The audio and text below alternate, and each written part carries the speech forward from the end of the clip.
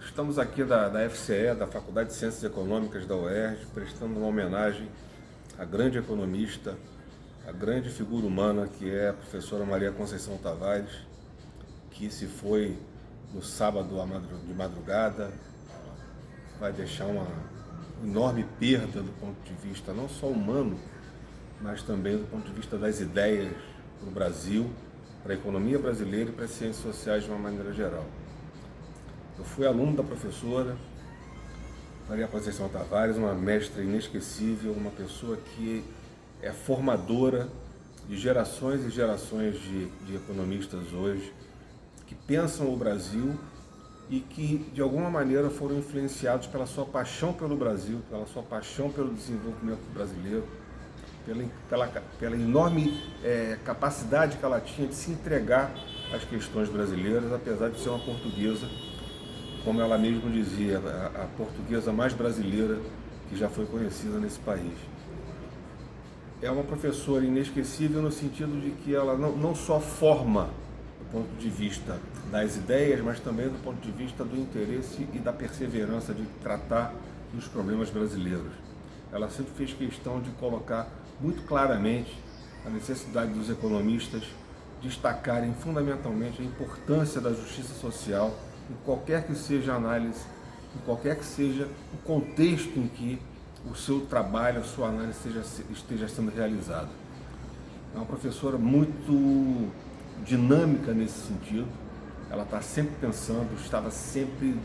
assim, estimulando o pensamento das pessoas. Alguns diziam que ela era muito pessimista, porque ela está sempre dizendo que perdemos ou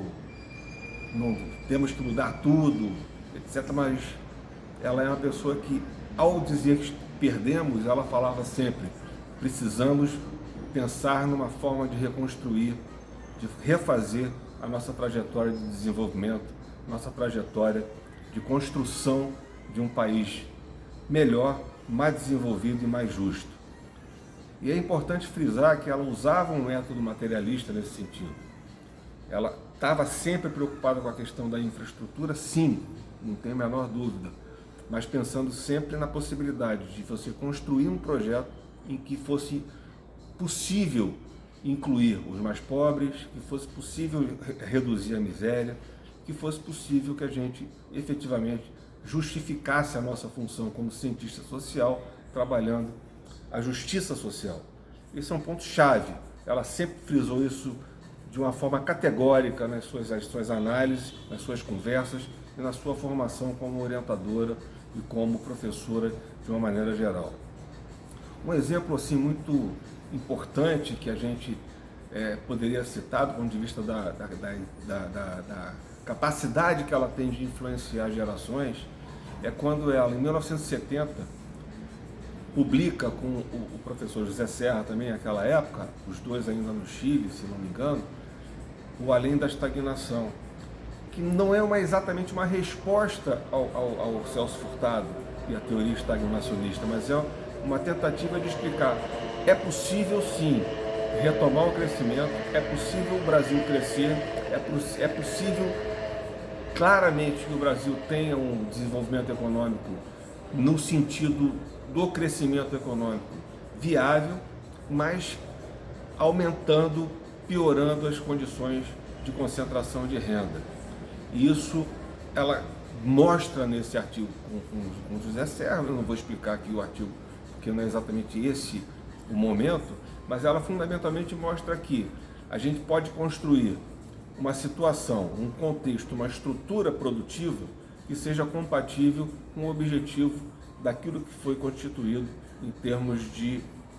plano de metas. E essa concentração, apesar de ser maléfica do ponto de vista social, ela foi, de alguma maneira, benéfica. Ela permitiu um crescimento econômico pujante no chamado milagre econômico brasileiro de 68 a 73 e depois com o segundo PND do governo Geisel. Então é uma professora que está sempre pensando essa questão da justiça social. Ela instigava qualquer coisa que a gente falasse com ela, uma ideia que parecia brilhante, ela falava: está errado. A primeira coisa que ela falava: está errado. E depois a gente começava a discutir, e ao discutir, você pode ter um ponto, mas vamos pensar. Vamos pensar, vamos discutir, vamos refletir, vamos trabalhar essa questão até o fundo do poço, até chegar exatamente aonde a gente não tem mais para onde fugir, para dizer que é uma boa ideia ou não. Então ela não para, ela era incansável. Portanto, eu considero um patamar muito acima dos outros pensadores brasileiros, do ponto de vista de história econômica brasileira. Ela tem a característica de ter um método semelhante a outros pensadores, como o caso do Celso Furtado, do Inácio Rangel, mas ela se sobrepõe nesse sentido porque ela vai buscar, inclusive, alicerces de outras escolas de pensamento que até então, naquele momento, hoje a gente conhece, mas naquele momento não eram tão conhecidas assim, como buscar o Schumpeter, buscar o Steiner, buscar elementos que explicassem de alguma maneira a dinâmica industrial e como que isso de alguma forma poderia justificar elementos bastante específicos do Brasil para a gente pensar em industrialização e desenvolvimento econômico. Vai fazer muita falta, eu sinto muito, é uma pessoa que me fez muito bem na minha vida e tenho certeza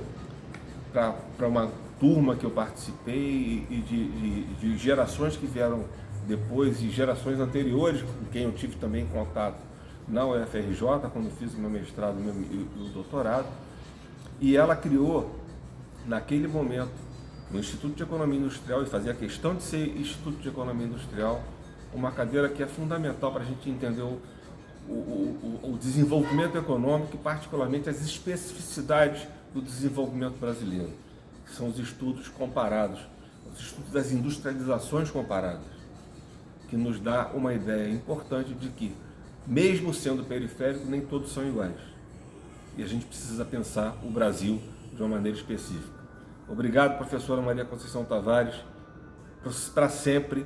no meu coração, nos nossos corações, na nossa cabeça, nas nossas ideias e para o Brasil.